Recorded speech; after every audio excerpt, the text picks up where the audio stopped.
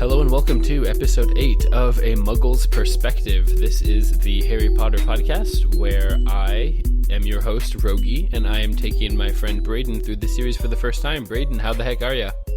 Doing pretty well. How about yourself? I am doing well also. School year is coming to an end, which is a nice natural break in my profession, so nothing can get me down right now. It's the middle of May. It's a good place to be. It is, and now I believe congratulations are in order for you. You just moved. Yeah, and my wife and I just moved. We didn't move to a new town, but to the other side of the town we live in. So yeah, I have a garage now. That's a big deal. Ooh. Yeah, and a tiny yard. So moving on up in the world. Listeners, believe me, we are trying desperately to get Braden to move to Warsaw. Producer Jeremy and I have been laying it on thick, but it has just not yet succeeded because apparently Braden has to have a job or something. I don't know. Not that I don't know what he does already. I'm going to stay here until the podcast takes off to where we can live on all the Patreons that are coming in. We do have a new record number of patrons as of this week. No way. Yeah, we do. Didn't you hear about this? We got our first patron. What? It is Rachel Merriman. Oh, yes. But dang it, we are getting $10 every month from my wife. So, folks, even she feels like it's worth it to spend her own money to go back into her own pocket. So let that be a lesson to you. Her own money. Yeah. Because it's separate from yours. Yeah. Yep. I give my wife an allowance, and that's what she goes off of. And she decided to spend all of it, actually, every month on sponsoring us on Patreon. So that was sweet. Thanks, Rachel. This episode is still sponsored by 4612 until further notice. Hey, all championship teams have to make sacrifices at some point, and Rachel has stepped up. So true. Well, Braden, we're on chapter 16. Can you feel that I'm holding the book right now open to the beginning of chapter 16, page 262, and the right side of the book, the right-hand portion, feels a little thin. It does. We've moved along, and it's coming to an end here. We're really just getting started, I guess. Aw, that's sweet. So, what are you expecting as far as resolution? Are we going to end on a cliffhanger? Completely. Okay. There's no doubt in my mind. Okay, so I'm adding this to ongoing predictions, ending on a cliffhanger. Yeah. Okay, excellent. Yeah. So we start with Harry and Ron and Hermione are in exam season. Harry's got to take tests, and he's got to make some pineapples tap dance. And it's just hard time to be a Harry Potter out there, you know? Yeah, like kind of as we mentioned, I think last episode, that the expectations and stress and, I don't know, just all of that's heaped on these kids at Hogwarts is crazy. Yeah, I like how page 263 opens with, Harry did the best he could, trying to ignore the stabbing pains in his forehead.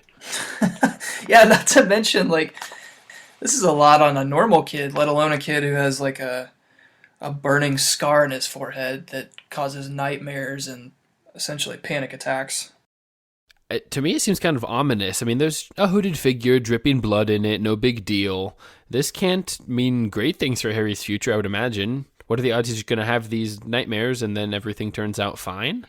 I would say that's pretty unlikely. Yeah. So we transition here a little bit from, we've got our exams. I always love when it drops in little history of magic tidbits. When Hermione says, like, oh, I needn't have learned about the 1637 werewolf code of conduct. And that just makes me want to be at Hogwarts so badly. I'm trying to pay more attention to those, as I know that those are probably, like, great trivia questions for you. So I don't sound like such an idiot every time you ask me at the end of episodes. If your goal is to not sound like an idiot, you have signed up for the wrong podcast. I forgot this is about me sounding like an idiot. So we transition here a little bit from those fun tidbits of exam-based information, and then here on page 264, Harry nodded. You made a little note here about this passage. Harry nodded, but he couldn't shake off a lurking feeling that there was something important he'd forgotten to do. So no, there was something he'd forgotten to do, something important. Which, I mean, it's kind of convenient. Harry just jumps right into this brain blast, like Jimmy Neutron level discovery here. Yeah. So when I first read that, I was like, okay, is that just a huge foreshadowing or am I missing something? So like, yeah, am I supposed to take something more from that than just the fact that he's about to kind of figure it all out and he needs to go talk to Hagrid? Well, yeah, it does seem later on this page like he's just figuring things out. He starts explaining to Ron and Hermione as he sprints towards Hagrid's. Well, don't you think it's a bit odd that what Hagrid wants is a dragon egg, blah, blah, blah. People aren't just wandering around with dragon's eggs. And, I mean, this important thing that he needs to do is save the Sorcerer's Stone, right? Yeah, I guess so. It's just interesting, and we'll get to this later. I don't want to like jump too far ahead here, but like Harry is so bent on protecting that and making sure Voldemort doesn't come back. And to me, I find that interesting that like as little as he knows about his family and his past and like his importance here at Hogwarts, he's like embraced it so quickly and cares so much so quickly. Yeah, I had forgotten. Like I was trying to put myself in his shoes. Like I didn't even know that I was a wizard like last year. So now all of a sudden, like I'm trying to learn all these spells. I'm trying to keep my grades up, trying to win back the affections of my fellow classmates in Gryffindor since I cost them so many points. And it's just like, it just kind of, did that interest you at all when you first read this? Like, he just takes that responsibility so quickly as an 11-year-old. No, that has definitely struck me much more on this read through than when I first read it as a 6-year-old. I didn't pick up on the speed with which Harry, seems to understand his place in this world. When you're talking, I'm thinking about this passage on page 270 that I'd honestly forgotten about, when Harry is yelling at Ron and Hermione. Yeah, this is what I was thinking of. They don't seem to fully understand the importance of them having to follow through with this plan. Harry shouts, "So what? If Snape gets hold of the stone, Voldemort's coming back. Haven't you heard what it was like? There won't be any Hogwarts to get expelled from. He'll flatten it or turn it into a school for the dark arts." He says, "Do you think he'll leave you and your families alone if Gryffindor wins the House Cup?" Harry, stakes is the word that comes to mind. Harry understands the stakes are very different from losing some points here and there or a Quidditch match. We're talking about life and death.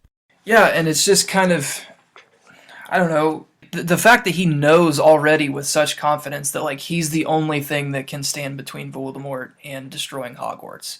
So that's how it strikes you, is that this is just information that he now understands, because to some, and maybe to me, it kind of sounds like hubris.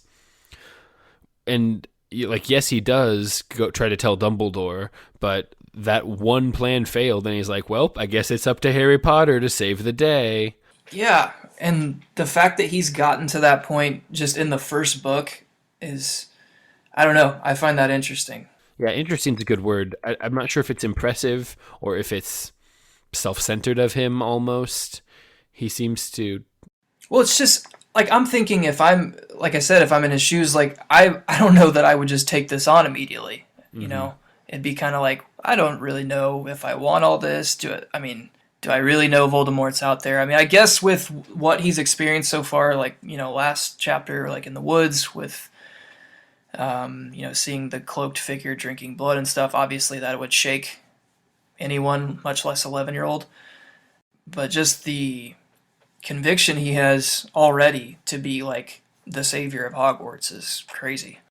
Yeah, so he does try to take some steps to solve this besides just Harry Potter does it again, Harry Potter saves the world. He tries to go to Dumbledore, and I had not previously considered that Harry legitimately doesn't know where Dumbledore's office is. We haven't seen a lot of Dumbledore this book. So they don't tell the students that? Like, they parade Dumbledore out there as like the greatest wizard of all time. He is the leader of this school, but nobody knows where where he lives, let alone where his office is. Yep, I love how you said they parade, and so I'm just picturing McGonagall like wheeling out Dumbledore in like a wheelchair. He's just kind of raising his hand, and then she's like, "Okay, okay, that's enough," and just goes out the other side of the room. Yeah, that's kind of what's in my head. So he tries to go talk to Dumbledore, and it's almost shocking the extent to which that doesn't work. Well, I guess, okay, we skipped over something here. Hagrid told my guy in the Hogshead, the guy that gave him the dragon egg, he told him how to get past Fluffy. Okay, yes, Hagrid was at the bar. Yuck it up. I'm the three of you that are listening, I'm not trying to make alcoholic jokes about Hagrid. At this point, he's lobbing me softballs. So if you want to hear us try to make jokes about Hagrid's alcoholism, subscribe on Patreon so that you can get access to Muggle's Perspective After Dark. You must be 18 years or older, though. You must, or have your parents sign a consent form, which will be mailed to producer Jeremy. Or be willing to donate large sums of money. We will waive most legal requirements. The price doubles under 18 years old. Excellent. So Hagrid, yeah, he just can't keep his giant hairy mouth shut. Yeah, and I just appreciate like how he just doesn't think it's that big of a deal. Yeah. Like, I mean, it could have just been a dragon dealer. Like, you get all kinds of weirdies at the Hoghead. It's the Hoghead, Harry, come on. Yeah, it is interesting that Harry finds this out from Hagrid and says, we have to go to Dumbledore now. When, if I have my timeline right here, Hagrid has got this dragon's egg weeks ago, if not a couple months ago, right? Right. So, if that's the straw, if that's the final straw that breaks Snape or whoever's ability to get to this Sorcerer's Stone, then it seems like Harry's way behind the times. Sprinting Dumbledore now isn't necessarily going to change much. Am I interpreting this the way that you did? Yeah, no, I agree. I didn't really see, like, yeah, like you said, like at this point, Dumbledore's sort of a non-factor. That's probably not the right phrase. Like, he's only Harry can save the world. Dumbledore, too weak and old, boring. Cat Professor, forget about it. Cat Professor doesn't want to help. Let's be honest.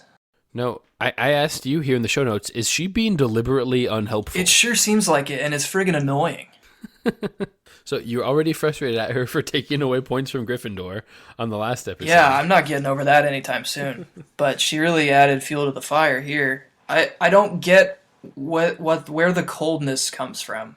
Well, she is shocked that they know about the Sorcerer's Stone. But what we should throw in here, your wife, aka our only patron, added a pretty great thought about that. Like why McGonagall. I'm trying to look back at the text. Didn't she say something about like Harry Potter's dad was a Joker or something? He was. Now we don't want to get too much into spoiler territory. Thank you, Rachel. But she did mention... I didn't seek that out, so it's not my fault. If you think that's going to stop me from blaming you, then... seem to be a little mistaken. Yeah, here. You're right. All right, well, maybe I'll leave that alone then. This is a professional podcast. We never scroll through our phones looking for weeks-old texts from one of our wives. Yeah, I'm not ashamed. So she did say that. Anyway, yeah, McGonagall... Well, regardless, she's not helpful. It kind of seems like on purpose. I don't know what the deal is with her. Harry just gets the same line he gets from everyone else. Oh, you're just little Harry Potter. What can you do about it? Go to bed. The adults will take care of it. Right. So, and then wouldn't you know it, not only do they run into Cat Professor, but also good old Gross Professor. Snaperson. They're talking about Snape, and he just shows up. I feel like he's always listening. Like in the movies, does it show like where he lives or anything like that at any point? Because I feel like he just sort of never sleeps. He just like creeps around Hogwarts 24 hours. It does seem like he always happens to be out in the corridors at night. Yeah, he's just always moving around, always listening. And he just about catches them talking about him. They say, Snape's going through the trapdoor tonight. Why? Why though, Harry? Why tonight on page 268? What makes you think tonight? Just because Dumbledore happens to be not at the Ministry? Or happens to be out at the Ministry and not at Hogwarts? I mean, that made sense to me. Like, if Snape was going to do it tonight, he's got to get the top guy out, right? Out of his way. Yeah, I guess so. So, in order to try to prevent this from happening, Harry, Ron, and Hermione do have a plan. So what is their plan for sneaking out to stop Snape from getting the Sorcerer's Stone and keeping an eye on him? So they're going to send Hermione to wait outside the staff room and follow him if he leaves it, while Harry and Ron, what are they supposed to do? I'm on 269. They just don't want to do it, I guess. They're just hanging out. Yeah. Which, like, I'm not mad about this because... He says on page 269, and we'd better stay outside the third floor corridor. Yeah, so I get, like, you can't send Harry because the minute Snape sees Harry, he's, like, got this evil bend towards him, so, like, that's not gonna work. Ron, I don't know. Whatever. It doesn't bother me. You don't trust Ron. Yeah, I don't know. It doesn't bother me that they send Hermione because, honestly, she's... And I'll talk about this later in the episode more, like, hands down, the real MVP. Oh, yeah. Like, this whole series is about Harry Potter, but I think I've said this before, like, there's no Harry Potter without Hermione. Now, how many times would Harry have died already here through the Sorcerer's Stone? That's what I mean. Like, and when we'll talk about this, just getting through the trapdoor and through all these, I don't know, levels to get to the Sorcerer's Stone, like, they don't... And Ron shows up important, too, but... Hermione, the MVP. So, as I'm saying here, though, I don't have a problem with them sending Hermione. Braden's beef. I have a beef. It gets beefy for me why they didn't use the invisibility cloak. Like, if you're gonna go spy on Snape and see what he's doing, which I think's a good plan. I think you should check out, if you think it's happening tonight, well, is he getting ready? Is he going and checking on Fluffy? Is he obtaining the harp that they find later to, like, put Fluffy to sleep? That's fine, but you have an invisibility cloak. This is strike 2 of Harry being just so bad at having an invisibility cloak, right? Yeah. You'd think it could come in so helpful. Like I said last time, like, just the most important possession you have, probably will have in your time at Hogwarts. It's so important. And... one, you don't take great care of it. You leave it places. And 2... It's getting stained. Ron got gravy on it. And 2, you don't use it in the most opportune times. So... No, it would be so helpful, because Ron has his little plan. Hermione can pretend to be waiting for Flitwick and whatever, and that's fine.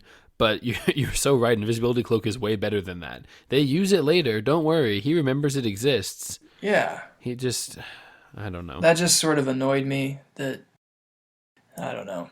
But. Like, what the beef, Yeah, so much beef. So then we get through Harry yelling at Ron and Hermione again. And now we're about to head out, right? We're ready to go. We are ready to Heading go. towards the trapdoor and Fluffy. And we are just kind of waiting around. We got a flute that we just happened to have. Yeah, that was conveniently a gift from Hagrid. So we're waiting around for everybody to go to bed. Everybody does. Ron just sleepily says, well, better get the cloak. That's a character trait I really enjoy about Ron, is that he doesn't really get too worked up unless he's, like, annoyed with Hermione. It's just kind of like, well, better get the cloak. Just talking about this cloak in the middle of the room, like no one's listening. We're about to go see if we can't find this Sorcerer's Stone, and if we do find it, more than likely Snape and or Voldemort will be there. And we're 11 years old, but... So, it's not Draco. I like to picture Draco there with the Sorcerer's Stone, like, or it's Dudley. It's a Dursley. The Dursleys are related to Voldemort. So true, as we all know. That was bad. I don't know where I was going with that, but... No, you're giving our audience what they want, and it's you haltingly just saying Harry Potter words connected to one another. Yeah, that is what this podcast is, so... That is what this podcast is. That's what it is. It's just me and my book. So it's not Draco that stops them, and it's not Snape, but it's stinking Neville. Neville, man, he's got this new sense of confidence since Ron taught him how to fight. And so he puts the dukes up. Keep your thumb on the outside of the fist, Neville. You don't want to break your own thumb. So he figures it out, sees they're holding the cloak, the flute. They're the only three awake, and Neville was out catching his toad and stumbles upon him. He's like, "You guys are leaving again, aren't you?" And to stop them, he says, "Well, I'll fight you." That is my role now. Yeah, so I am the hockey goon of Gryffindor first years. All I can do is fight you. Yeah, Neville's got a reputation now. He's not afraid to throw knuckles. No. Knuckle Longbottom. Yeah. So are we proud of Neville for standing up to them here? Kind of. Yeah. I mean, but here's where my mind went with this. So I feel like Neville is going to, one, get in the way later down the road in a way that can't just be fixed with a spell. Or two, he's going to be kind of a Benedict Arnold type like traitor. Okay. That's right. So which one of these are you locking in as a prediction? I think he's going to get conned into working against Harry and the Quad Squad. Oh, yes. Rip the Quad Squad. We're down to the Tri Squad versus Neville. It's the trios. It's Harry, Ron, and Hermione versus Voldemort, Snape, and Neville. Or maybe Neville just goes out on his own and defeats both. Neville is our new overlord. No, but I do think, and this could just be a totally ridiculous prediction because obviously he can't get out of his own way most of the time, but I just wonder if it's kind of like a Hagrid thing where like whoever we're worried about at that time, whether it's Snape or Voldemort or somebody I haven't met yet, they can figure out that they can get information out of this character. Mm. Yeah. Neville isn't exactly a high security vault when it comes to information. That's true, but he could be as we move along in the story. Okay, so we are a little concerned with that Neville is getting too big for his britches now, and Hermione is like, ugh, okay, I guess I'll just totally freeze your entire body.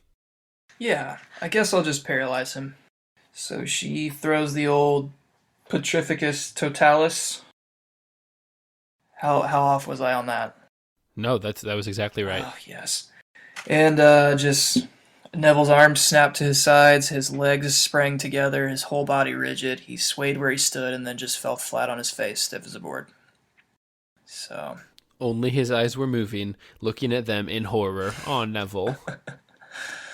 So that's kind of the first task. They get through Neville, and now we're headed down to Fluffy. And they don't really spend too terribly much time getting past this giant three-headed dog. Yeah, and this almost was my beef for the week. Like, does it get increasingly harder to get to the Sorcerer's Stone as you move through these different corridors or whatever you want to call them? Maybe that's the idea, but they kind of act like Fluffy is this, like, just end-all be-all for protection of the Sorcerer's Stone, and you're telling me it can be put to sleep with a song? It doesn't even have to be a good song. Harry was considering singing, and then he found the flute. Have you ever tried to play a flute? I haven't. I had like the recorder that they give you in like elementary school music, and you learn how to play hot cross buns. Yeah, of course. Yeah, but no, I've never played a flute. Seems like it would be kind of tough. Playing a real flute looks so hard. There's so many buttons you can press. Like every finger has multiple options, I think. We're going to get a bunch of flute hate mail now. Oh, I play the flute. It's not that bad. Don't yell at me. I'm sorry already, ahead of time. Both of our listeners who have ever played a flute. Yeah, whichever one of you plays the flute, please fill us in whether it's extremely difficult or actually not that bad. But Harry and Hermione both successfully keep this dog asleep by swapping their spit on that old flute. Yeah, so they just know how to play the flute. That's a thing that we never really worried about. So, or maybe, like, when did Harry get this flute as a gift? Was that Christmas? Yeah, from Hagrid. So maybe in Harry's downtime, he's been learning to play it. Everyone in Gryffindor hates him now, so he just goes out and sits on the lawn and blows nervously into this wooden Plays really sad stick music. that he has. Yeah. Yep.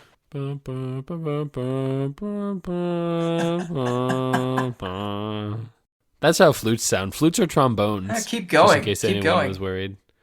Braden, this podcast is about making fun of you, not me. Okay? All right. So slow your roll. Sorry. Know your place.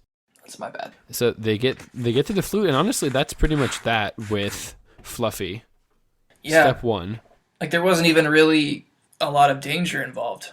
No, there wasn't. Like, they got past that pretty easily, so... Hagrid just calmly told them. They go to Hagrid and are like, Hagrid, did you tell anyone else how to do it? He's like, oh, you mean how to play music to get past the dog? Yeah, of course I did. Like, he's so chill about telling these kids and everyone else. So now we get to the second obstacle on page 277. This just makes me so mad every time. I'm upset. Okay, they jump down a trapdoor from under the dog. They land on a plant, which, like, okay, we'll get to it. But where are we? On page 277, they say we must be miles under the school right now. I wrote that it's on page 277. Are you seeing now on page 277? Yeah, right in the middle of the page. Oh, yep, there you go. Hermione says, we must be miles under the school. So hear me out. They're on the 3rd floor corridor. Okay. Right? That's where this Charms classroom is a 3rd floor corridor. Sure. Whatever. So they jump down that trapdoor, and they fell more than 3 stories to the point where they are now under the school. Well, it did say that Harry fell down, down, down. 3 downs, I think. I'm looking for what page that is. So, yeah, depending how you measure down in your mind. Well, I mean, I'm just thinking a story to me, give or take, is 10 feet. That's the general rule of thumb. A 5-story building, you're up 50 feet if you jump out the window. So, the rooms in Hogwarts, I'm sorry, the ceilings have to be taller than 10 feet. You're in a castle. Yeah. So they jumped at least 60 feet, 70 feet down to get under the school, right? Yeah. And they landed on a plant, and it's fine. They went much farther than that, right? If she thinks they're miles under the school?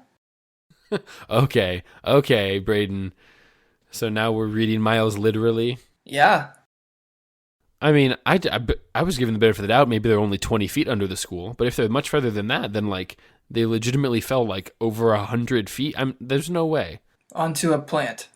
Yeah. So... A plant that is just on the ground. It's not like this is a giant inflatable, like, bouncy castle that you and I once got in trouble for jumping on at church when we were supposed to be taking care of little kids. Do you remember this? Vaguely. Do you have more details? You and Jacob and I are with Hannah, and we are in the, like, 1 to 2 year old's room. Yep. And it's all there now.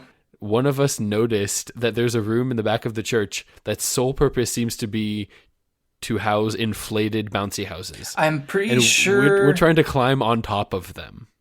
Okay. And we got in trouble from Pastor Bruce. Was there, like, an inflatable basketball hoop inside said bouncy house? Of course there was an inflatable basketball hoop. Yeah, because I'm pretty sure your brother and I were just doing ridiculous dunks. And, I mean, that was some of the most fun I had in quite some time. Yeah, it was great. And then we got yelled at. Mm-hmm. Which is, like, fair, I guess. Yeah. But you don't get yelled at church very I much. wasn't sorry, and I'm still not. In case any pastors from Rock Point Church are listening to this. Rock Point Community High School. Rock Point Community High School, which would just be Jeff Strickland, right? There's no way any of the other pastors are listening to this. And I mean, like, Jeff isn't either. Is Cam Monroe on staff?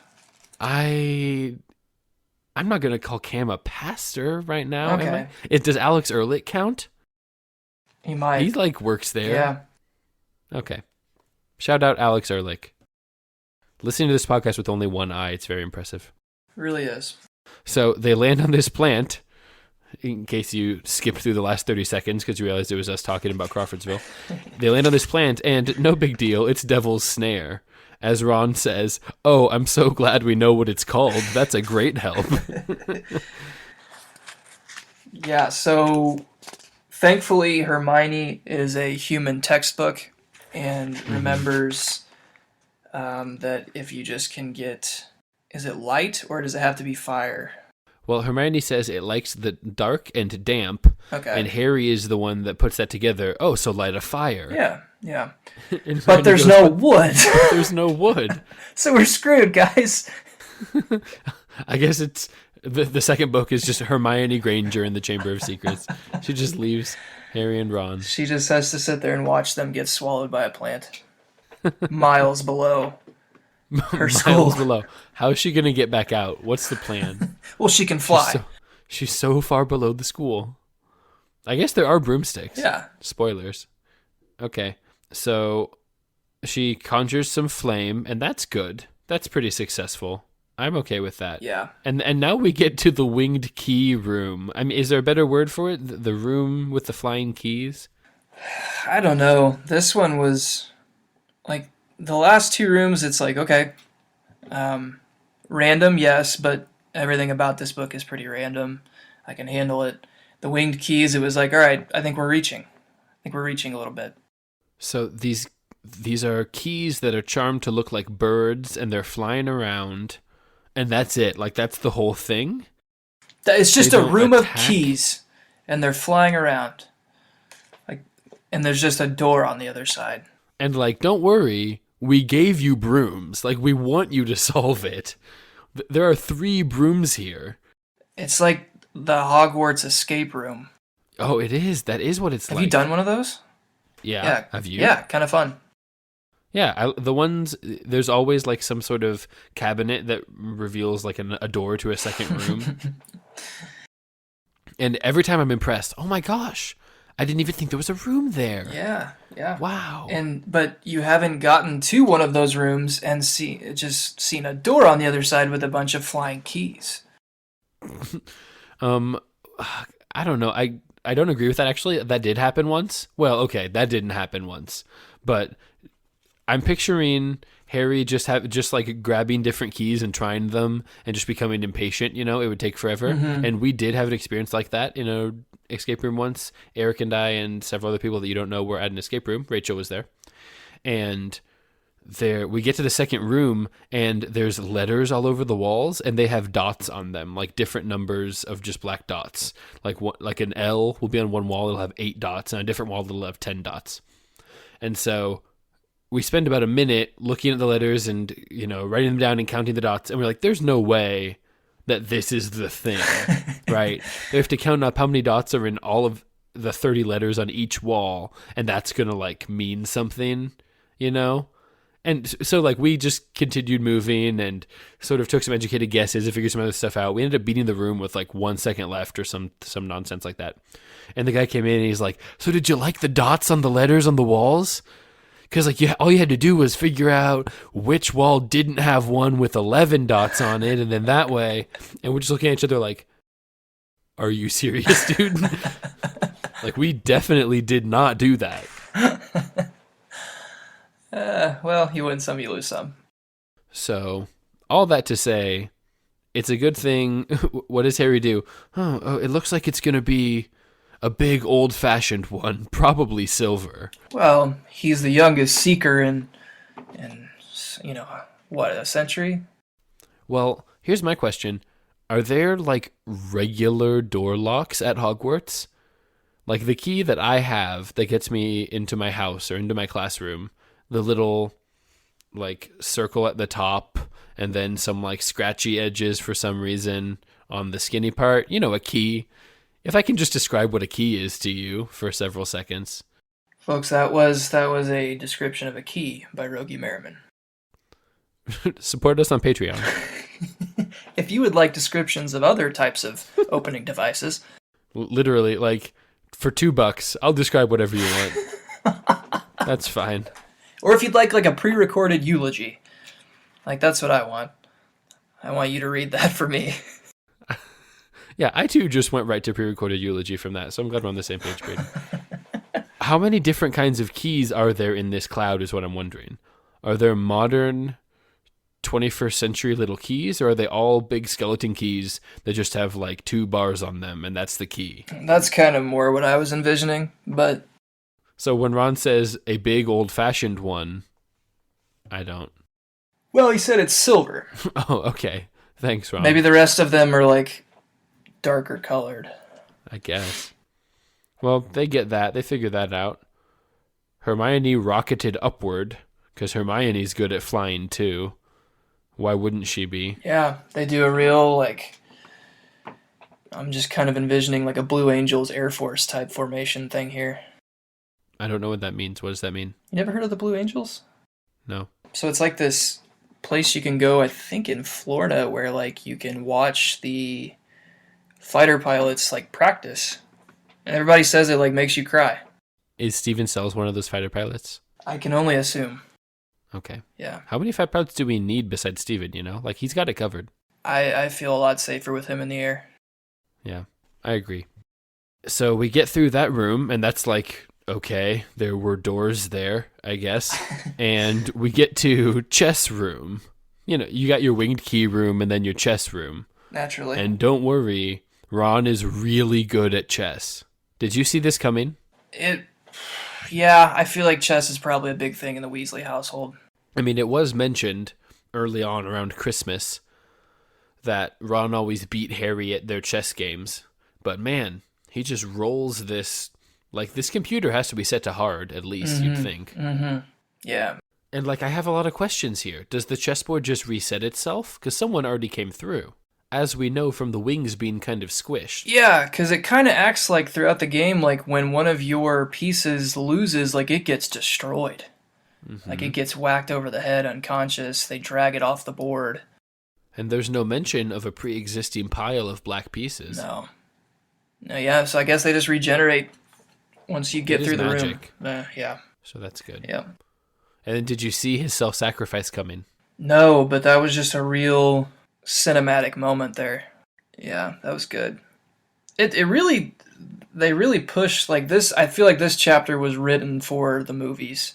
Because you've got Ron making the sacrifice, and then at the end, like, Hermione and Harry embrace and say nice, cute things about each other, and it's awkward because they're 11. Yeah. And Harry gets embarrassed. So Ron's really good at chess. He saves Harry and Hermione a bunch of times. That's good. Mm-hmm. Then he sacrifices himself. And Harry, it says on the bottom of page 283, if I'm just going to continue nitpicking here, Harry moved 3 spaces to the left. Now, if I'm not mistaken, Harry is a bishop.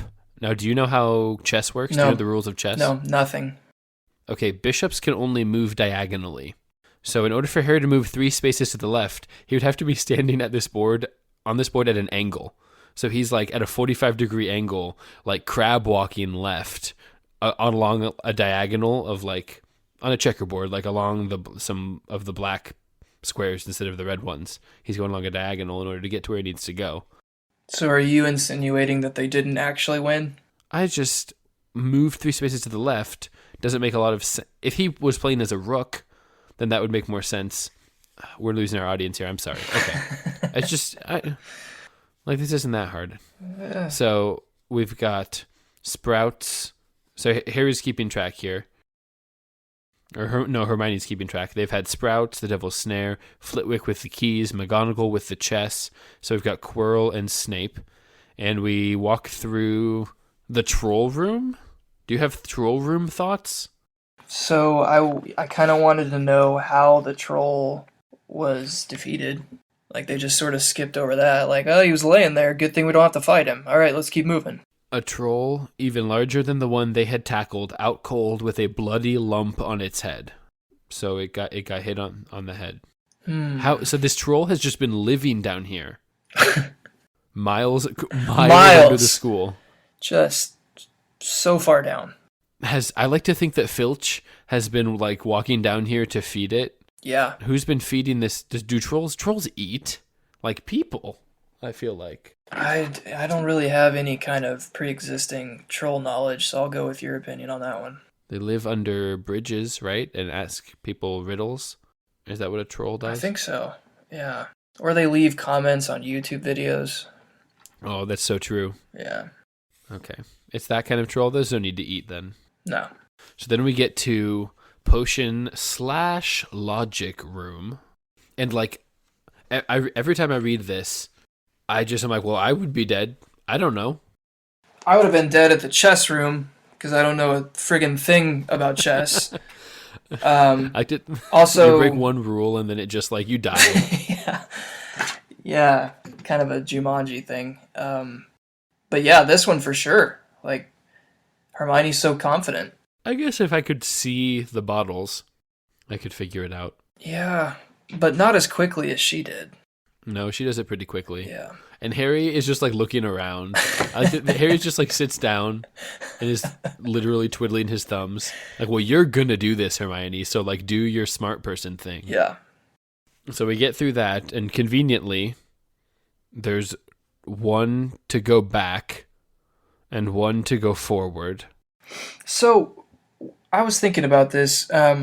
So the idea is here that the professors at Hogwarts came together and were like, let's make different levels of security for the Sorcerer's Stone. Am I right?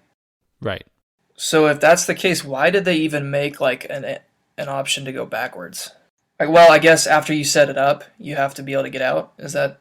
I guess if you want to go check on it, make sure everything's good, feed the troll. Okay. It just seems a little too like riddle-ish.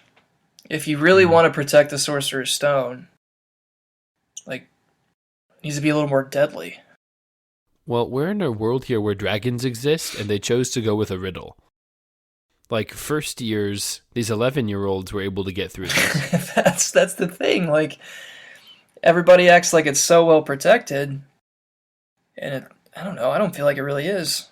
Yeah, McGonagall's just so confident. Oh, Potter, just like calm down. There are wizards protecting this, okay? We have Fluffy. We did anything. We put some things down there. There's a troll. We did not try our hardest. I'm told there's a troll. We have flying keys. Can you get past a room of flying keys? Probably not. You're 11.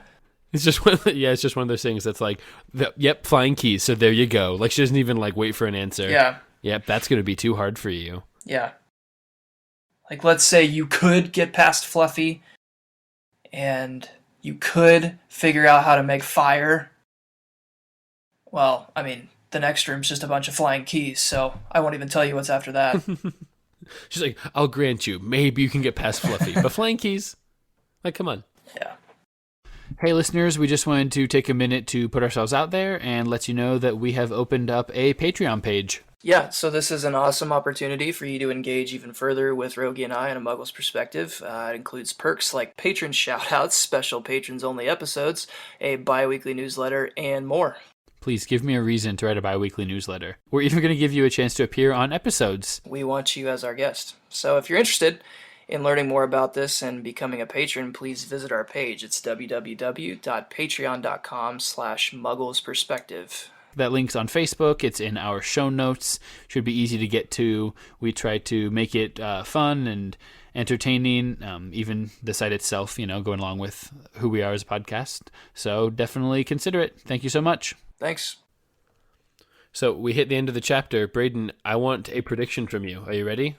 I figured you would want one. Yeah. Well, I gave you exactly what two predictions I wanted before we recorded. I want to know, who is through that fire? See, I really tried, racked my brain for this, because it specifically says it wasn't Voldemort or Snape, right? It wasn't Voldemort or Snape. You gotta answer. What if it's Dumbledore? Ooh. Oh, Mr. Old Beard Man. He's just down there hanging out, checking on the stone. Oh, he's just checking on it. Oh, that's nice. Yeah. He's not down there being evil. Or he's putting a replacement stone there. He's way ahead of the game and knows that Snape's coming for it. So it's like an Indiana Jones type thing. Like, he's like... No, it's an Ocean's 11 thing. Okay, He yeah. did it way beforehand. Ocean's Way 12. before, yeah. Yep. Yes. Yep. Okay. Man, I'm glad that we've gotten 2 oceans references out of this podcast so far. That's I'm here for that's it. 2 more than I would have ever expected. So Have you seen the really old one, like the original? no. No? Okay, we'll have to do that for Moga's Perspective after dark sometime. Perfect. So this next prediction should be a little easier, a little more straightforward. Will Harry succeed? Is Harry going to successfully stop Dumbledore? Is Harry going to successfully stop whoever this is from getting the stone? What do you think? Yeah, because, I mean, the book has to go somewhere. I mean, doesn't mean it has to go somewhere in a positive direction, right? Harry could fail and the next book could still happen. If Harry fails here, though, he's dead. Is he? I mean, I think so. Okay, so Harry succeeds because you cynically believe that there's no way that he won't. I mean, yeah, I think he does. Or, I don't know. My whole point with Dumbledore being down there is maybe there's no fight that happens at all. Right. So there's really no, like, succeeding or failing. It's just kind of like, Dumbledore, you were down here? What are you doing? And then he's like, well, I was eating a sandwich and checking on the stone.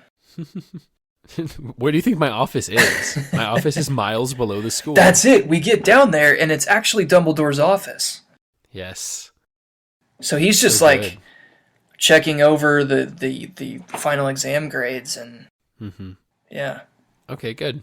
So we do want to tease a little bit of an announcement we have for next episode. Hopefully next episode we'll be able to get it worked out by then, but we should have a sponsor in line for that episode.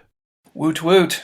Our sponsor is exciting. I mean, we've been semi-jokingly sponsored by 4612, which is my lovely wife Rachel's Etsy shop, where she makes aromatherapy-scented hot cold packs and various other homemade goods. But we are hopefully going to get a brand spanking new Etsy shop that is going to sponsor our next episode. So look forward to that. That's kind of exciting. That is exciting. And we've got some more beef coming up. And we will hopefully have some more Patreon announcements. We have some different Patreon options in the works. Even if you would like to support an episode, but not necessarily to promote something else, you just want to have your name said, you have a question that you want us to read, you want us to thank you, you just want to see us grovel, then feel free to get in contact with us. We'd love to have you for an undisclosed sum. Just support us, sponsor an episode, even if you don't want to become a full-on patron. Yep, and as we've said before, we're not really looking to profit off any of that. It's literally so we can pay Jeremy. Yes, hashtag pay Jeremy. And Jessica, honestly. Jeremy and who Jessica. Is low-key maybe our actual producer now? She's the Hermione, like the real Behind-the-scenes Hermione. real MVP. She's the real MVP. But before that, I actually have a surprise for you, Braden. Oh no. Oh, yeah.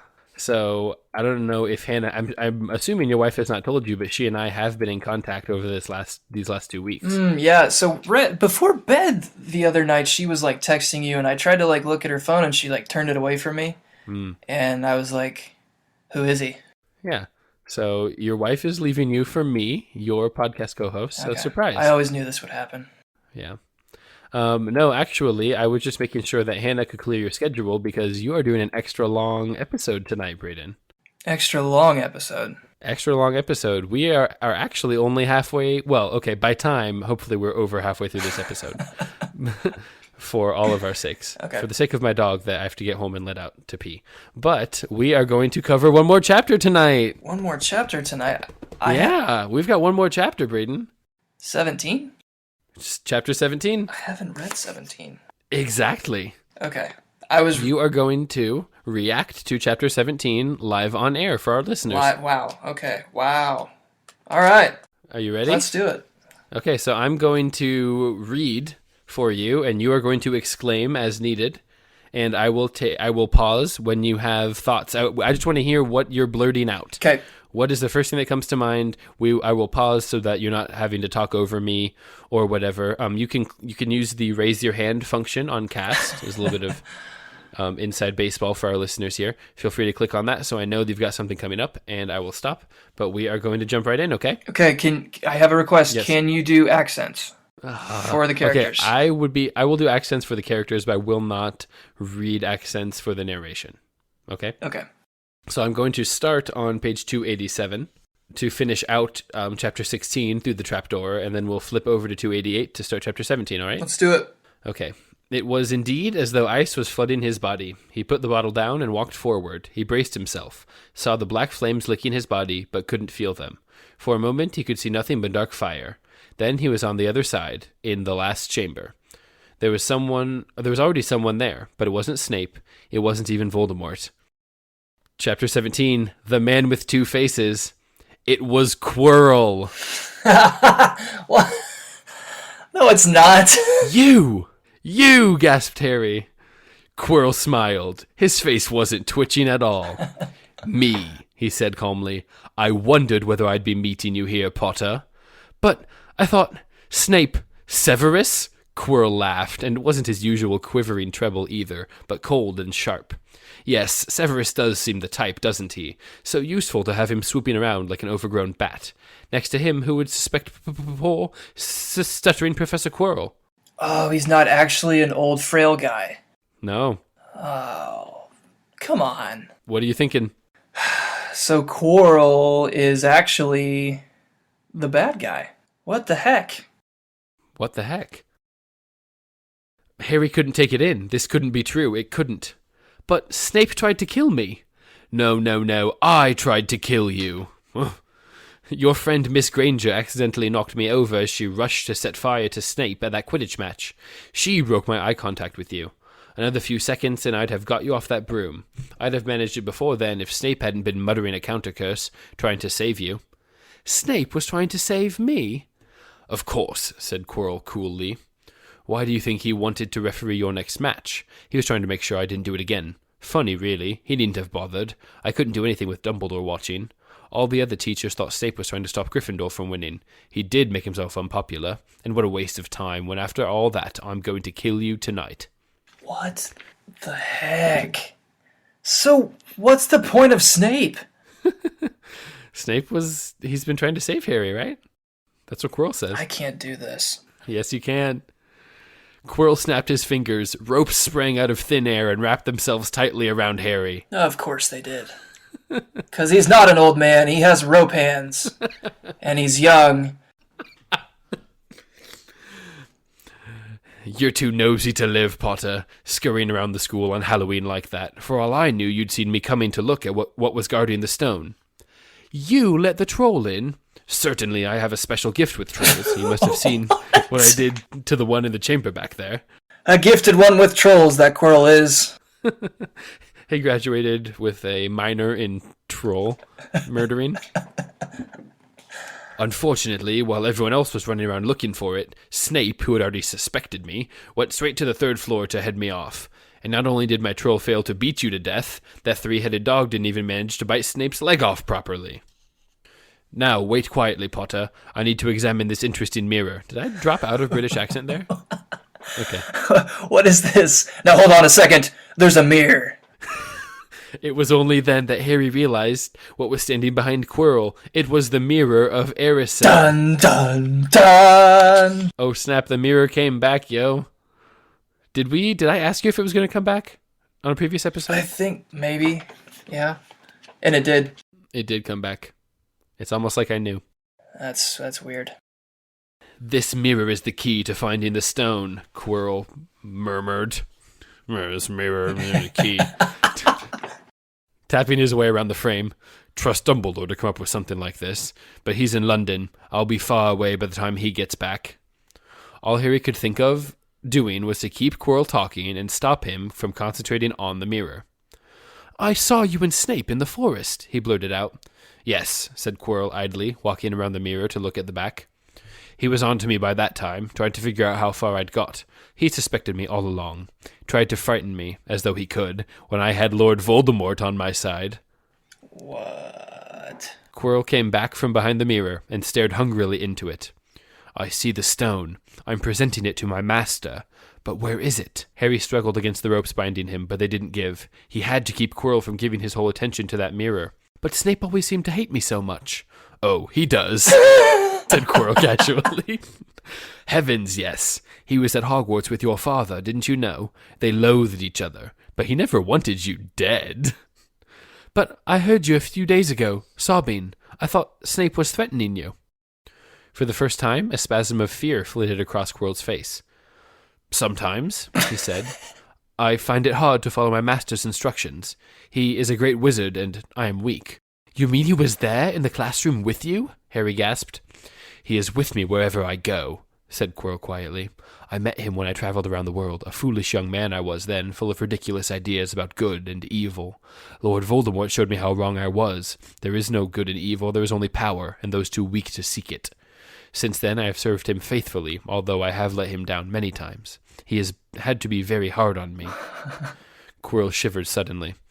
He does not forgive mistakes easily. When I failed to steal the stone from Gringotts, he was most displeased. He punished me, decided that he would have to keep a closer watch on me. Quirrell. Quirrell's voice trailed away. Harry was remembering his trip to Diagon Alley. How could he have been so stupid? He'd seen Quirrell there that very day, shaken hands with him in the leaky cauldron. Quirrell was there, Braden. This is bizarre. Quirrell cursed under his breath. I don't understand. Is the stone inside the mirror? Should I break it? This is great. Harry's mind was racing. What I want more than anything else in the world at the moment, he thought, is to find the stone before Quirrell does. So, if I look in the mirror, I should see myself finding it, which means I'll see where it's hidden. But how can I look without Quirrell realizing what I'm up to? He tried to edge to the left, to get in front of the glass without Quirrell noticing, but the ropes around his ankles were too tight. He tripped and fell over. So, Quirrell ignored him. He was still talking to himself. So Harry's lying on the ground with Quirrell and a mirror in the room. So what does the mirror do? So Quirrell's just this... he's not an old frail man. He's an all-powerful servant of Lord Voldemort, but he can't figure out how a mirror works. Well, isn't it vampires that you can't see the reflection in the mirrors? Something like that. So he's a vampire. Confirmed. I'll put that in predictions. What does this mirror do? How does it work? Help me, master. And to Harry's horror, a voice answered, and the voice seemed to come from Quirrell himself. Use the boy. Use the boy. Quirrell rounded on Harry. Yes, Potter, come here. He clapped his hands once, and the ropes binding Harry fell off. Oh, that's nice. Harry got slowly to his feet. Come here, Quirrell repeated. Look in the mirror and tell me what you see. Harry walked toward him. I must lie, he thought desperately. I must look and lie about what I see, that's all. Quirrell moved closer. I'm not doing this British accent. Quirrell moved closer behind him. Harry breathed in the funny smell that seemed to come from Quirrell's turban. He closed his eyes, stepped in front of the mirror, and opened them again. What's the funny smell? What's the funny smell? He saw his reflection, pale and scared looking at first, but a moment later, the reflection smiled at him. It put its hand into his pocket and pulled out a blood-red stone. It winked and put the stone back in its pocket. And as it did so, Harry felt something heavy deep into his real pocket. Somehow, incredibly... It was a dragon egg! He'd gotten the stone. Well, said Quirrell impatiently, what do you see? Harry screwed up his courage. I see myself shaking hands with Dumbledore, he invented. I've won the House Cup for Gryffindor. I'm having a beer with Hagrid. Well, Hagrid's having several beers, and... Quirrell cursed again. Get out of the way, he said. As Harry moved aside, he felt the Sorcerer's Stone against his leg. Dare he make a break for it? So Harry's like, oh, now I've got this stone that lets me live forever. And I am a seeker. The youngest in a century. But he hadn't walked 5 paces before a high voice spoke, though Quirrell wasn't moving his lips. He lies! He lies! Potter, come back here, Quirrell shouted. Potter, come back here! Tell me the truth! What did you just see? The high voice spoke again. Let me speak to him, face to face. Man, that's the first time he didn't repeat himself. You are really killing the Voldemort voice. That is creepy as anything. Aw, that's so sweet. Master, you're not strong enough. I have strength enough for this. I have unicorn blood. Harry felt as if Devil's Snare was rooting him to the spot. He couldn't move a muscle. Petrified, he watched as Quirrell reached up and began to unwrap his turban. What was going on? The turban fell away. Quirrell's head looked strangely small without it. And he had like a Mr. T mohawk. Then he turned slowly on the spot. Harry would have screamed, but he couldn't make a sound. Where there should have been a back to Quirrell's head, there was a face, the most terrible face Harry had ever seen. It was chalk white, with glaring red eyes and slits for nostrils, like a snake. "Harry Potter," it whispered. Harry tried to take a step backward, but his legs wouldn't move.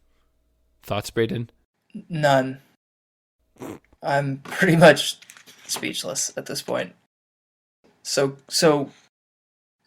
Voldemort can become the back of Quirrell's head? Uh-huh. Okay. Alright, yeah, let's move forward. Okay. "See what I have become," the face said. Oh, great. "Mere shadow and vapor. I have form only when I can share another's body. But there have always been those willing to let me into their hearts and minds. Unicorn blood has strengthened me these past weeks. You saw faithful Quirrell drinking it for me in the forest." They just know what Harry has seen. "And once I have the elixir of life, I will be able to create a body of my own. Now, why don't you give me that stone in your pocket?" So he knew. The feeling suddenly surged back into Harry's legs. He stumbled backward. "Don't be a fool," snarled the face. "Better save your own life and join me, or you'll meet the same end as your parents. They died begging me for mercy." "Liar!" Harry shouted suddenly. Quirrell was walking backward at him. He's like a terrifying backwards moving zombie. Quirrell was walking backward at him so that Voldemort could see him. The evil face was now smiling. "How touching," it hissed. "I always value bravery. Yes, boy, your parents were brave. I killed your father first, and he put up a courageous fight. But your mother needn't have died. She was trying to protect you. Now give me the stone, unless you want her to have died in vain." "Never!" Harry sprang toward the flame door, but Voldemort screamed, "Seize him!" And the next second, Harry felt Quirrell's hand close on his wrist. At once, a needle-sharp pain seared across Harry's scar. His head felt as though it was about to split in two. He yelled, struggling with all his might, and, to his surprise, Quirrell let go of him. Oh, that was easy. The pain in his head lessened. He looked around wildly to see where Quirrell had gone, and saw him hunched in pain, looking at his fingers. They were blistering before his eyes. What? Why? Why? What do you think? Rope burn? Yep. Wow, you're on it. "Seize him! Seize him!" shrieked. Well, I can't shriek. That's me shrieking. That sounded like it hurt. And Quirrell lunged, knocking Harry clean off his feet, landing on top of him, both hands around Harry's neck. Harry's scar was almost blinding him with pain, yet he could see Quirrell howling in agony. "Master, I cannot hold him! My hands! My hands!" And Quirrell, though pinning Harry to the ground with his knees, let go of his neck and stared bewildered at his own palms. Harry could see that they looked burned, red, raw, and shiny. Got it. Rope burn. "Then kill him, fool, and be done!" screeched Voldemort. Quirrell raised his hand to perform a deadly curse, but Harry, by instinct, reached up and grabbed Quirrell's face. Quirrell rolled off him, his face blistering too. Then Harry knew. Quirrell couldn't touch his bare skin, not without suffering terrible pain. His only chance was to keep hold of Quirrell, keep Harry in enough pain to stop him from doing a curse. Doing a curse, as the kids say. Harry jumped to his feet, caught Quirrell by the arm, and hung on as tight as he could. Quirrell screamed and tried to throw Harry off. The pain in Harry's head was building. He couldn't see. He could only hear Quirrell's terrible shrieks and Voldemort's yells of, "Kill him! Kill him!" and other voices, maybe in Harry's head, crying, "Harry! Harry!" He felt Quirrell's arm wrenched from his grasp, knew all was lost, and fell into darkness. Blackness. Down. Down. Down. What just happened? What just happened? Explain it to me. So, Quirrell can't kill Harry because Harry has some sort of... Is it because Harry has the stone? Or does Harry have some sort of power against... I don't know. I'm thinking it's because he... At this point, does he still have the stone in his pocket? Yeah. I guess that would be why. Okay. That makes sense. But then, to combat against that, instead of choking Harry, maybe Quirrell's like trying to rip his pocket or something, get the stone out. His pocket isn't made of skin. I can touch that. He's not a kangaroo. Yeah, so I don't know. I don't know what's going on. Something gold was glinting just above him. The snitch! He tried to catch it, but his arms were too heavy. He blinked. It wasn't the snitch at all. It was a pair of glasses. How strange. He blinked again. The smiling face of Albus Dumbledore swam into view above him. So, is Dumbledore literally swimming? Because that's what's in my... Good afternoon, Harry. I'm not doing that, said Dumbledore. Harry stared at him. Then he remembered. Sir, the stone. It was Quirrell. He got the stone. Sir, quick. Calm yourself, dear boy. You are a little behind the times, said Dumbledore. Quirrell does not have the stone. Then who does? Sir, I. Harry, please relax, or Madame Pomfrey will have me thrown out. Harry swallowed and looked around him. He realized he must be in the hospital wing. He was lying in a bed with white linen sheets, and next to him was a table piled high with what looked like half the candy shop. Tokens from your friends and admirers, said Dumbledore, beaming. What happened down in the dungeons between you and Professor Quirrell is a complete secret, so naturally the whole school knows. I believe your friends, Misters Fred and George Weasley, were responsible for sending you a toilet seat. No doubt they thought it would amuse you. Madame Pomfrey, however, felt it might not be very hygienic and confiscated it. I love that. Fred and George. They're the best. They're the best. How long have I been in here? 3 days. Mr. Ronald Weasley and Miss Granger will be most relieved that you have come round. He can't pronounce Hermione's first name. That's the problem. Mr. Ronald Weasley and Miss Granger. That girl.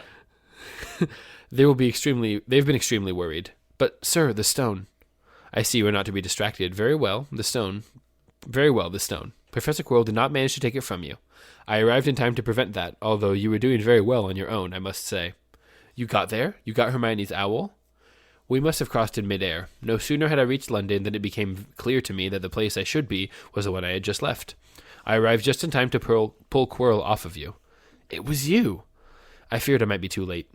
You nearly were. I couldn't have kept him off the stone much longer. Not the stone boy, you.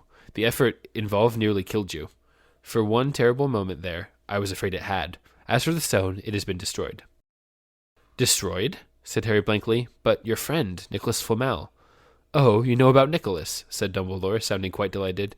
You did do the thing properly, didn't you? Well, Nicholas and I have had a little chat and agreed that it's all for the best. I don't believe that. But that means he and his wife will die, won't they? Lies. So Dumbledore went to Flamel's house and he was like, okay, so like, you're gonna die now. We gotta come up with some better security for this thing, so figure it out. Oh wait, the stone isn't destroyed? No! Okay. Dumbledore smiled at a look of amusement on Harry's face. To one as young as you, I'm sure it seems incredible, but to Nicholas and Perenelle, it really is like going to bed after a very, very long day. After all, to the well-organized mind, death is but the next great adventure. You know, the stone was really not such a wonderful thing. What's up? No, I just thought that was it's an interesting take. After all, to the well-organized mind, death is but the next great adventure. Yeah. As much money and life as you could want. The two things most human beings would choose above all.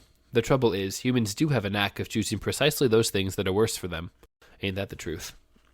Harry lay there, lost for words. Dumbledore hummed a little and smiled at the ceiling. Sir, said Harry, I've been thinking. Sir, even if the stone's gone, you know who. Call him Voldemort, Harry. Always use the proper name for things. Fear of a name increases fear of the thing itself. Yes, sir. Well, Voldemort's going to try other ways of coming back, isn't he? I mean, he hasn't gone, has he?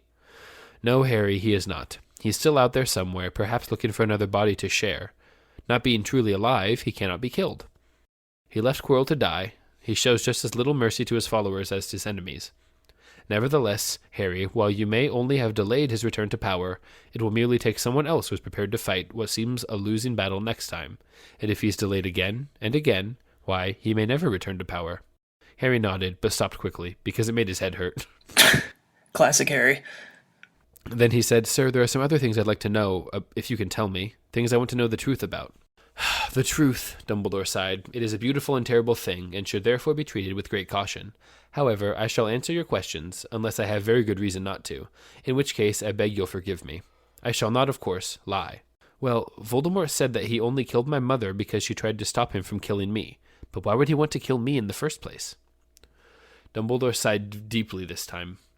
Alas, the first thing you ask me, I cannot tell you. Not today. Dumbledore. Gosh. Not now. You will know one day. Put it from your mind for now, Harry. When you are older. I know you hate to hear this.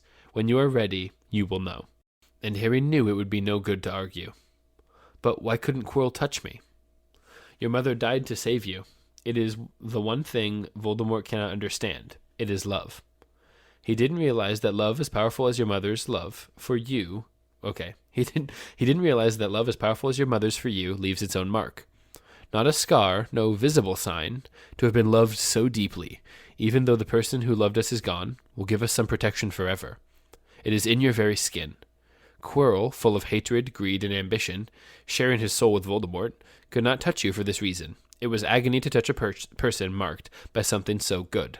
So it was the love of Harry's mother. Mm-hmm. She sacrificed herself for Harry, which gave him a protection over his blood, a love protection. Well, that's a little less climactic, I guess, but I'll go with it. That's good. Dumbledore now became very interested in a bird out on the windowsill, which gave Harry time to dry his eyes on the sheet. When he had found his voice again, Harry said, "And the invisibility cloak, do you know who sent it to me?" "Ah, your father happened to leave it in my possession, and I thought you might like it." Dumbledore's eyes twinkled. "Useful things. Your father used it mainly for sneaking off to the kitchen to steal food when he was here." Is that what you had predicted? No, it wasn't.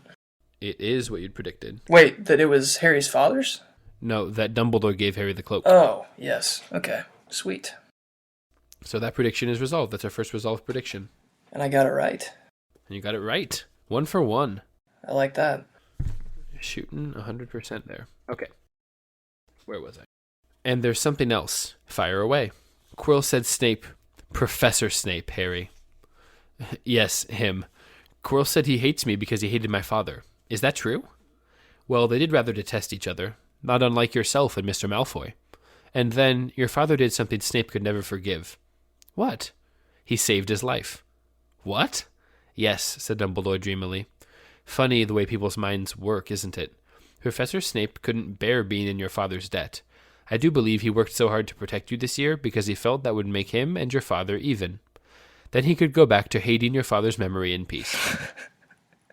Harry tried to understand this, but it made his head pound, so he stopped. Sir, there's one more thing. Just the one? How did I get the stone out of the mirror? Ah, now I'm glad you asked me about that. It was one of my more brilliant ideas, and between you and me, that's saying something. You see, only one who wanted to find the stone, find it, but not use it, would be able to get it. Otherwise, they'd just see themselves making gold or drinking elixir of life. My brain surprises even me sometimes. Now, enough questions. I suggest you make a start on these sweets. Ah, Bertie Bott's every flavored beans. I was unfortunate enough in my youth to come across a vomit-flavored one, and since then I'm afraid I've rather lost my liking for them. But I think I'll be safe with a nice toffee, don't you? He smiled and popped the golden brown bean into his mouth. Then he choked and said, Alas, earwax. Jeez. What do you think? Harry got the cloak from Dumbledore.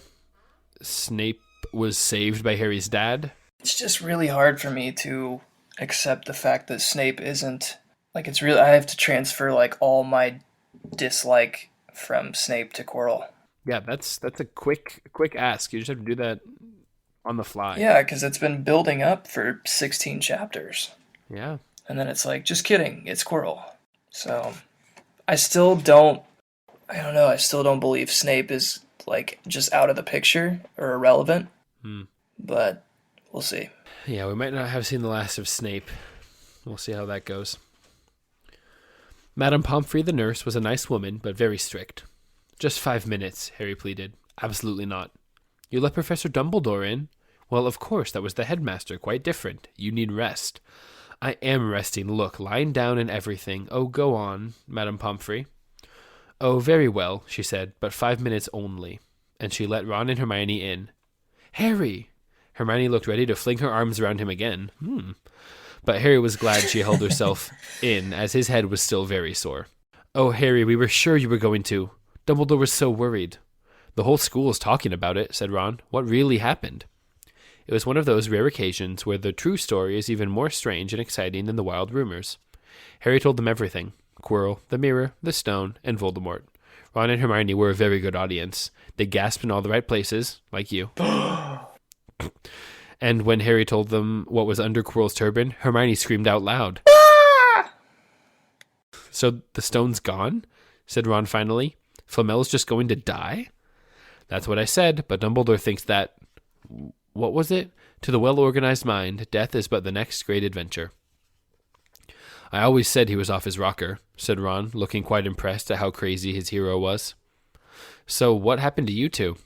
Well, I got back all right, said Hermione. I brought Ron round, that took a while, and we were dashing up to the Owlry to contact Dumbledore when we met him in the entrance hall. He already knew. He just said, Harry's gone after him, hasn't he? And hurtled off to the 3rd floor. Do you think he meant you to do it? Said Ron, sending you your father's cloak and everything? Well, Hermione exploded, if he did, I mean to say, that's terrible. You could have been killed.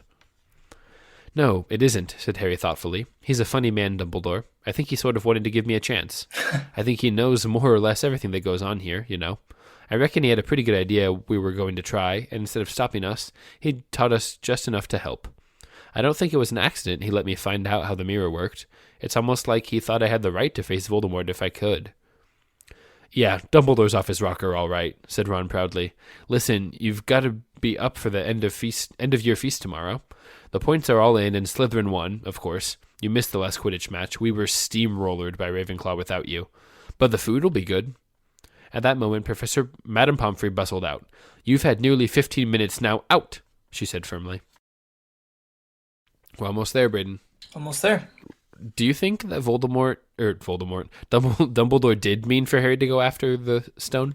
Yeah, kind of. I kind of think he wanted to see what he had, you know? Kind of get a test for, is Harry really the guy or not? So you kind of agree with what Harry said? Yeah, I don't know if Dumbledore meant to let it go that far. Oh, this is actually going to happen. You're going to die. Yeah. But, I mean, it does seem strange that he would be off to London while this was going on, so maybe not. Yeah, maybe that wasn't the plan. Oh, okay. Top of page 303, and we are almost done. After a good night's sleep, Harry felt nearly back to normal. I want to go to the feast, he told Madame Pomfrey as she straightened his many candy boxes. I can, can't I? Professor Dumbledore says you are to be allowed to go, she said sniffily, as though in her opinion, Professor Dumbledore didn't realize how risky feasts could be. And you have another visitor. Oh, good, said Harry. Who is it? Hagrid sidled in through the door as he spoke. As usual when he was indoors, Hagrid looked too big to be allowed. He sat down next to Harry, took one look at him, and burst into tears. It's all my ruddy fault, he sobbed, his face in his hands. I told the evil git how to get past Fluffy. I told him. Actually, can you do this paragraph in Hagrid voice? I told the evil git how to get past her, Fluffy. I told him. It was the only thing he didn't know, and I told him. You could have died. All for a dragon egg. Ah. I'll never drink again. Also lies. I should be chucked out and made to live as a muggle. Hagrid, said Harry, shocked to see Hagrid shaking with grief and remorse, great tears leaking down into his beard. Oh, Hagrid, he'd have found out somehow. This is Voldemort we're talking about. He'd have found out even if you hadn't told him. You could have died, sobbed Hagrid. And don't say the name. Voldemort, Harry bellowed, and Hagrid was so shocked he stopped crying. I've met him, and I'm calling him by his name.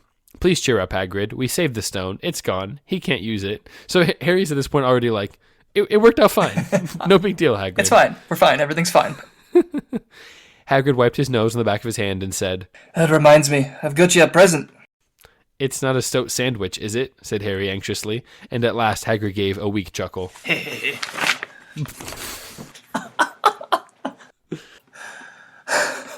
Okay, so is this me again? Yep. Nah, Dumbledore gave me the day off yesterday to fix it. Of course, he should have socked me instead anyway. Got you this. It seemed to be a handsome, leather-covered book. It's like, thanks, Hagrid.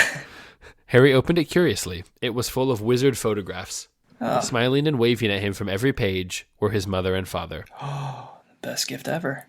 Yeah. Sent owls off to... let me try that again. The use of "ter" instead of "to" really throws me off. terror. Sent owls off to your parents' old school friends asking for photos.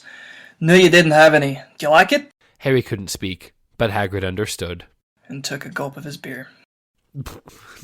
I'll never drink again. Not until tonight, anyway. It's a feast, I mean, only at feasts. Yeah.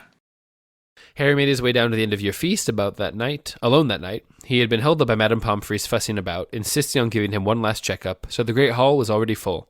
It was decked out in the Slytherin colors of green and silver to celebrate Slytherin's winning the House Cup for the 7th year in a row. Boo. I always pictured Slytherin as green when I was reading this book. No, Slytherin is red and Gryffindor is green. It's like a forest green, you know? You probably knew what you were doing. Slytherin is green? Yeah. Yeah, Slytherin is green, but when I was reading this the first time, I thought that Gryffindor was green because I didn't know what crimson meant. Oh, wow. Yeah. Well, you were 6. I was. Yeah. A huge banner showing the Slytherin serpent covered the wall behind the high table. Oh, this is so good. Okay. When Harry walked in, there was a sudden hush, and then everyone started talking loudly at once. He slipped into a seat between Ron and Hermione at the Gryffindor table and tried to ignore the fact that people were standing up to look at him. Fortunately, Dumbledore arrived moments later. The babble died away. "Another year gone," Dumbledore said cheerfully. "And I must trouble you with an old man's wheezing waffle before we sink our teeth into our delicious feast." A waffle? Wheezing waffle, yeah. What a year it has been. Hopefully your heads are all a little fuller than they were, and have the whole summer ahead to get them nice and empty before next year starts. Ain't that the truth? Now, as I understand it, the House Cup here needs awarding, and the points stand thus. In 4th place, Gryffindor with 312 points. In 3rd, Hufflepuff with 352. Ravenclaw has 426, and Slytherin 472. A storm of cheering and stamping broke out from the Slytherin table. Harry could see Draco Malfoy banging his goblet on the table. It was a sickening sight. Gross. Imagine his, pumpkin juice is spilling everywhere. And then... He's, foaming at the mouth. Yeah. Yes, well done, Slytherin, said Dumbledore. However, recent events must be taken into account. Ooh. The room went very still. The Slytherin smiles faded a little. Ahem, said Dumbledore. I have a few last-minute points to dish out. Let me see. Yes. First, to Mr. Ronald Weasley. Ron went purple in the face. He looked like a radish with a bad sunburn. For the best played game of chess Hogwarts has seen in many years, I will award Gryffindor 50 points. Whoa. Gryffindor cheers nearly raised the bewitched ceiling. The stars overhead seemed to quiver. Percy could be heard telling the other prefects, "My brother, you know, my youngest brother, got past McGonagall's giant chess set." As everyone knows about, McGonagall's famous giant chess set. At last there was silence again. Second, to Miss Hermione Granger. For the use of cool logic in the face of fire, I award Gryffindor House 50 points. Boom. Here we Hermione buried her face in her arms. Harry strongly suspected she had burst into tears. The Gryffindors up and down the table were beside themselves. They were 100 points up. That's a lot of points. That is a lot of points. I want to see what McGonagall's face looks like right now. McGonagall's mad. She's secretly pro-Slytherin. Third, to Mr. Harry Potter, said Dumbledore. The room went deadly quiet. For pure nerve and outstanding courage, I award Gryffindor House 60 points. Bang. The din was deafening. Those who could add up while yelling themselves hoarse, so Hermione, knew that Gryffindor now had 472 points, exactly the same as Slytherin. They had tied for the House Cup. If only Dumbledore had given Harry just one more point. Dumbledore raised his hand. The room gradually fell silent. There are all kinds of courage, said Dumbledore, smiling. It takes a great deal of bravery to stand up to our enemies, but just as much to stand up to our friends. I therefore award Gryffindor 10 points to Mr. Neville Longbottom. Yes! Someone standing... Mr. Knuckle Longbottom. Mr. Knuckles McLongbottom. Someone standing outside the Great Hall might well have thought some sort of explosion had taken place. So loud was the noise that erupted from the Gryffindor table. Harry, Ron, and Hermione stood up to yell and cheer for Neville, white with shock, as he disappeared under a pile of people hugging him. Oh no, I figured he'd stand on the table and start pounding his chest. He had never won as much as a point for Gryffindor before. Neville was just in the negative before this. As was Harry, I guess. Harry, still cheering, nudged Ron in the ribs and pointed at Malfoy, who couldn't have looked more stunned and horrified if he'd just had the body bind curse put on him. Which means, Dumbledore called out over the storm of applause, for even Ravenclaw and Hufflepuff were celebrating the downfall of Slytherin, we need a little change of decoration. He clapped his hands. In an instant, the green hangings became scarlet and the silver became gold. The huge Slytherin serpent vanished and a towering Gryffindor lion took its place. Snape was shaking Professor McGonagall's hand with a horrible, forced smile. He caught Harry's eye, and Harry knew that Snape's feelings toward him hadn't changed one jot. This didn't worry Harry. It seemed as though life would be back to normal next year, or as normal as it ever was at Hogwarts. It was the best evening of Harry's life, better than winning at Quidditch, or Christmas, or knocking out mountain trolls. He would never, ever forget tonight. Wow. What a turn of events. That's awesome. Yeah.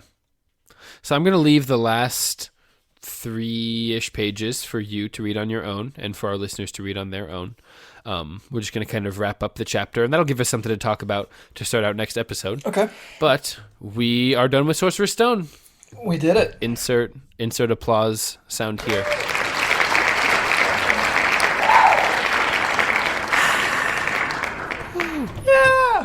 Yeah, so we've got a couple things up our sleeves, listeners. I know that Braden probably hasn't been thinking about the end, post the book yet, because he didn't expect to be done with the book so soon. But we would like to get into the movie sometime soon. Yeah. There are plans in the works I'm all about that. The production team to head down to Lafayette so that we can watch the movie.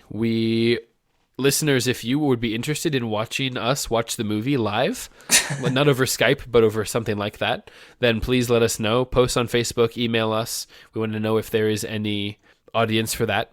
But our plan is to just put the movie on in the background and have the camera face me and Braden, and you can just watch us watch the movie. And you're watching Braden ask questions and be like, wait, what? But isn't that supposed to... And those kinds of things. And so you'll get to see his face preferably, and my beard, I guess. Only your beard. As need be. Well, there's not going to be room for much else in the screen, I'm afraid. So we thought that would be the most fun way to do it, is put out a video podcast and then just put the audio up on the feed later on so that you could just sort of click play and watch, and, then click play on your movie at the same time. And so we're like the director's commentary. Yeah, that sounds cool.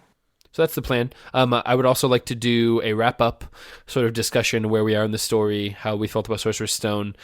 Jessica thinks, and I agree, that we should do a kind of check-in on our characters. How do we feel about our different characters? And then we'll be on to Chamber of Secrets. So what should I expect for that one?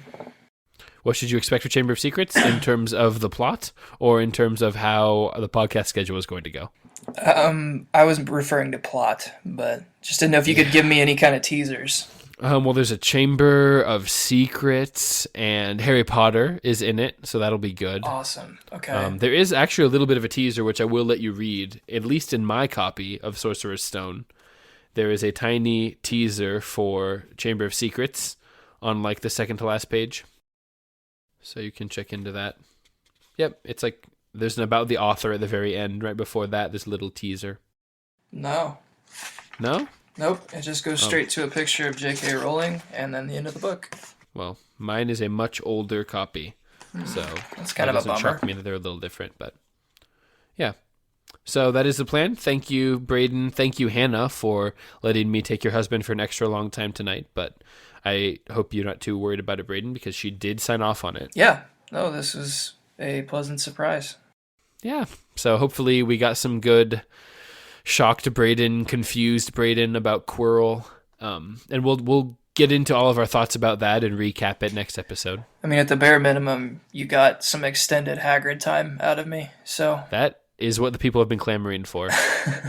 You got me coming off of 3 weeks of allergies, deciding to read for 25 minutes straight. So that, I'm sure, was great for my throat. Yeah. Thank you. I do what I can. So thank you, as always, to Jeremy and Jessica.